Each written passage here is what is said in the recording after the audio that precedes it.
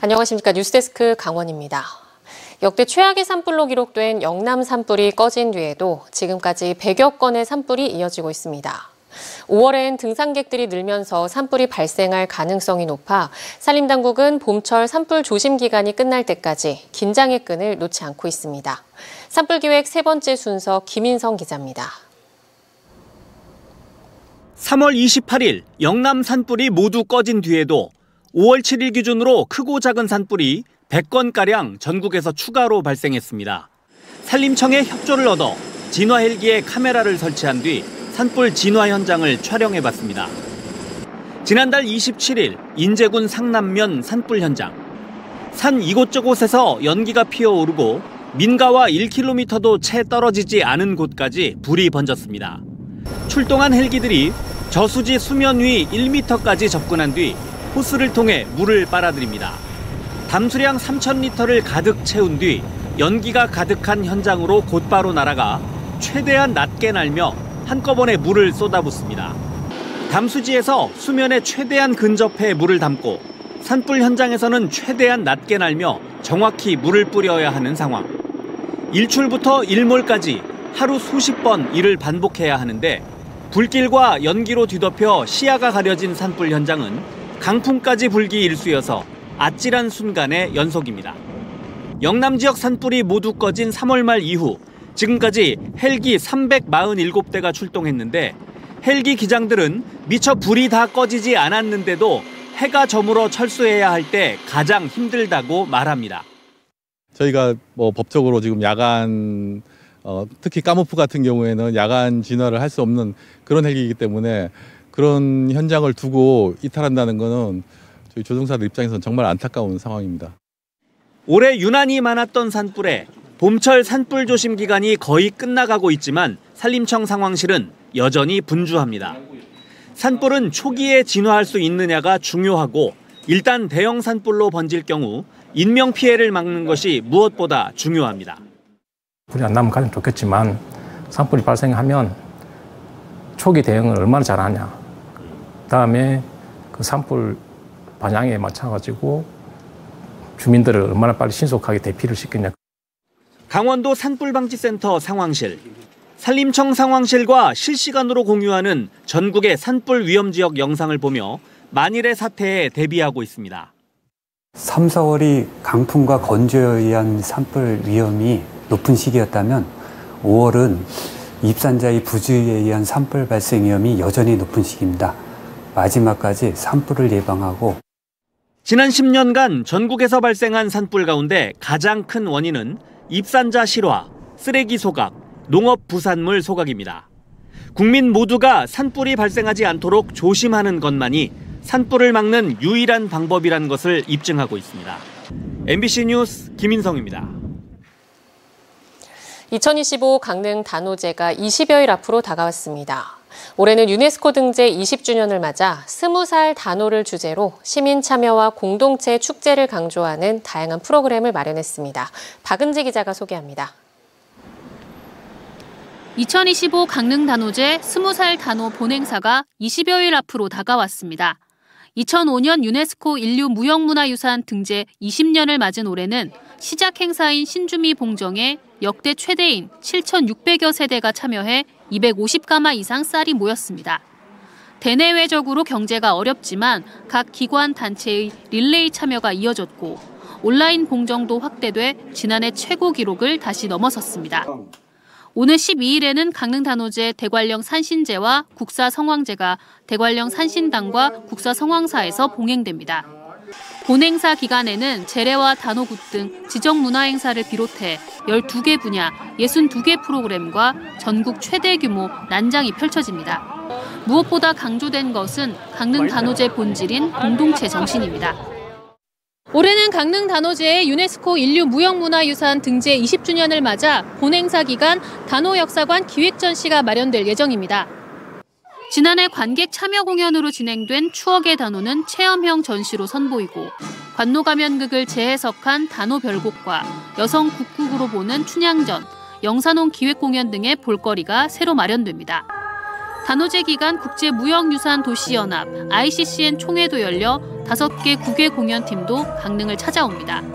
지역 상생을 위해 강릉 비치비어 페스티벌, 강릉 커피축제 사전 행사가 열리고 대표 참여 행사인 신통대길 길놀이는 강릉시 승격 70주년을 기념해 진행됩니다. 큰 인기를 모았던 단오장사 씨름대회가 열리지 않아 화려함은 줄었지만 읍면동 씨름 대항전이 부활하고 어린이, 외국인 등 다양한 시민이 주인공이 되는 씨름대회가 이어집니다. 지속 가능한 축제를 위해 셔틀버스 운행과 다회용 컵 사용을 확대하고 식당 가격표 사전 고시, 바가지 요금 신고센터, 모니터링 등을 더욱 강화합니다. 비상계엄과 대통령 탄핵, 대선 국면으로 어수선하고 선거일도 축제 일정과 겹치지만 공동체 축제의 장이 될 수 있도록 안전관리에도 만전을 기하기로 했습니다. 올해 강릉단오제는 대선 기간과 겹쳐 있습니다. 이럴 때일수록 우리 모든 시민들과 국민들이 함께 공동체 정신을 살려서 축제도 즐기고 우리 미래를 함께 설계하는 그런 장이 됐으면 좋겠습니다. 강릉단오제위원회는 사전 붐업을 위해 전국 주요 KTX 역사와 고속도로 휴게소 등 홍보를 실시하고 오는 10일에는 서울 인사동에서 K국가무형유산 축제에 참여할 예정입니다. MBC 뉴스 박은지입니다. 강원도에서는 지난해부터 비어업인들의 수산물 포획을 제한하는 일명 해루질 금지 조례가 시행되고 있습니다. 그런데 비어업인 적용 범위에 낚시어선 탑승 체험객까지 포함되면서 낚싯배 어업인들이 타격을 받을 수 있는 상황이 됐는데 보완 조치가 필요해 보입니다. 김영호 기자가 보도합니다. 국내 최초로 비어업인의 무분별한 해루질을 제한하는 조례를 공포한 강원도 의회. 비어업인의 수산자원 포획 채취 관리 기준에 관한 조례에 따르면 어촌계 공동어장에서 전복과 해삼, 성게, 홍합 등 정착성 수산동물을 잡을 수 없습니다.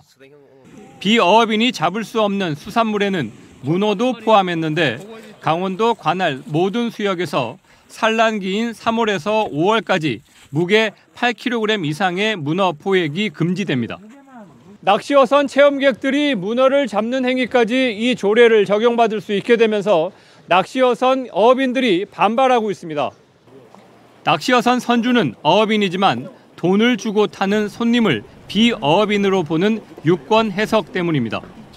기초지방자치단체 차원의 문어 낚시 조례가 없는 강릉 지역이 해루질 금지 조례에 직접적인 영향을 받게 됐습니다. 굉장히 억울한 부분이 없지 않아요. 한정된 공간에서 허가를 받고 하는 낚시 유어선이 아닙니까? 말 그대로 유어선. 그런 허가를 득해갖고 하는 부분하고 해루질에 대한 부분하고는 개념 자체가 틀린 부분이라고 생각합니다. 문어 낚시 금지 조례는 속초와 고성, 양양에서는 지역별 특성에 맞게 제정된 상태입니다. 속초에서는 낚시어선의 문어 포획 자체를 금지하고 있고 고성과 양양은 관할 지역 낚시어선에 한해서만 봄부터 가을까지 문어 낚시를 허용하고 있습니다. 강원도는 해루질 조례가 낚시어선의 영업을 제한할 수 있다는 점을 인정하고 후속 조치에 대해서는 방법을 찾고 있다고 밝혔습니다. 이 조례라는 게 금방 바뀌어지는 것도 아니고 또 도의회 또 승인도 받아야 되고 이런 상황이다 보니까 강릉만 그 조례가 빨리 제정된다면 이거는 간단하게 해결이 돼요. 체험객이 문어를 잡는 낚시어선은 강릉과 고성, 양양 지역에서 100척 미만으로 추산됩니다. 조례가 일괄 적용되면서 낚시어선을 통한 해양 관광 산업에 타격이 올 수 있지 않을까 우려됩니다. MBC 뉴스 김영호입니다. 코로나19 당시 강원도 각 시군은 위기에 처한 소상공인을 돕겠다며 지원 정책을 앞다퉈 내놨습니다. 영월군은 파격적으로 대출액 전액에 군이 직접 보증을 서는 방식을 택했는데요. 상환 시점이 도래하면서 대출금 상환을 못하는 소상공인이 생겼고 영월군이 대신 변제를 이어가고 있습니다. 이병선 기자입니다. 채권 7건에 대한 원금 및 이자 6,387만 7,887원을 대위 변제하고자 하는 겁니다. 실채권 5건에 대한 원금 및 이자 2,975만 2,239원을 대위 변제하고자 합니다. 대상자는 총 5명으로 모두 금융기관 다중채무로 인해 새출발 기금 등 자력에 의한 상환 능력이 상실된 상태입니다. 영월군 의회에서 나온 이 발언들은 같은 날도 같은 말을 반복한 것도 아닙니다. 코로나19 당시 대출을 받은 소상공인 가운데 상환이 어렵게 된 대출자의 대출액을 영월군이 대신 변제하기 위해 매번 의회 동의를 구하면서 나온 말들입니다. 영월군은 농협과 함께 지난 2020년 6월부터 이듬해 4월까지 2년 거치 3년 상환, 최대 1,000만 원을 연이율 1%로 모두 493명의 소상공인에게 지원했습니다. 타시군과 달리 파격적으로 군이 직접 대출액 전액을 보증하고 이자도 3% 지원하면서 총 49억 3천만 원을 융자해줬습니다. 첫 대출자의 상환 완료 시점이 도래한 지금 총 변제액은 40억 원을 조금 넘었는데 이 가운데 3억 1,900만 원은 영월군이 대신 갚아준 이른바 대위 변제액입니다. 대위 변제한 금액은 이후에 영월군이 대출자에게 직접 받아내는데 지금까지 회수한 건 1,800만 원 뿐입니다. 계속해서 상환을 독려하고 최후에는 가압류 등을 통해 받아내겠다는 계획인데 개인 파산 면책 절차에 들어가면 온전히 받아내기도 어렵습니다. 이와 관련해 영월군은 지원 사업을 시작할 때는 소상공인과 관련된 특례보증이 없어 보험을 못 들었다며 그럼에도 부실채권 비율이 시중 특례보증과 크게 다르지 않은 수준이라고 설명했습니다. 코로나19 시기 어려운 소상공인에게 과감하게 선제적인 지원을 한 정책인지 사실상의 무리한 현금성 지원이었다고 볼지는 차후에 상환율이 결정할 걸로 보입니다. MBC 뉴스 이병선입니다. MBC가 연속 보도한 속초의 한 피부관리업체의 수억 원대 사기 사건과 관련해 해당 업체 대표가 검찰에 넘겨졌습니다. 지난 3일 업체 대표를 구속해 수사를 이어온 속초경찰서는 오늘 사기와 공중위생보건법 혐의를 받는 해당 업체 대표를 기소 의견으로 검찰에 구속 송치했다고 밝혔습니다. 업체 대표는 주로 지난해 말부터 올해 초까지 피부 시술이나 수업 수강, 사업 확장 등을 목적으로 30여 명의 피해자들에게 모두 14억 원을 가로챈 뒤 잠적한 혐의를 받습니다. 정선군과 정선군립병원이 협약을 맺고 산부인과 외래 파견 진료를 본격 시행합니다. 정선군은 이달부터 매월 셋째 주 화요일 오전 10시부터 오후 4시까지 정선군립병원의 산부인과 전문의가 정기적으로 정선군 보건소에 파견돼 외래 진료를 실시한다고 밝혔습니다. 정선군은 진료에 앞서 산부인과 진료실의 장비 보강과 시설 확충을 마쳤으며 산전 산후진찰과 초음파 검사, 임신 관련 상담, 여성 건강관리, 교육 등이 실시된다고 밝혔습니다. 정선군은 정선군립병원이 남부권인 사부급에 위치한 만큼 파견 진료로 북부권 임산부들이 보다 편하게 진찰받을 수 있게 될 것으로 기대하고 있습니다. 삼척의료원의 보호자 없는 안심병원이 환자와 보호자로부터 좋은 반응을 얻고 있습니다. 삼척의료원은 지난해 9월부터 시멘트 산업 사회공헌재단에서 해마다 3억 원의 사업비를 지원받아 보호자 없는 안심병원을 운영하기 시작해 지난달까지 1,105명이 이용했다고 밝혔습니다. 특히 병상 가동률이 92%에 달하고 입실 대기자가 평균 대여섯 명일 정도입니다. 안심병원은 전담 인력 8명을 교대로 투입해 24시간 전문 간병 서비스를 제공하며 시민들은 다른 병원보다 저렴한 가격에 간병인을 이용할 수 있습니다. 고려시대 대표 문인 동안 이승유 선생 기념관을 건립하자는 주장이 제기됐습니다. 김재구 삼척시의원은 오늘 임시회 5분 자유 발언을 통해 이승유 선생이 제왕운기를 지어 단군 기원을 처음으로 기록하고 우리 역사의 발해사를 최초로 편입해 민족의 정통성과 자주성을 정립했다며 기념관 건립을 제안했습니다.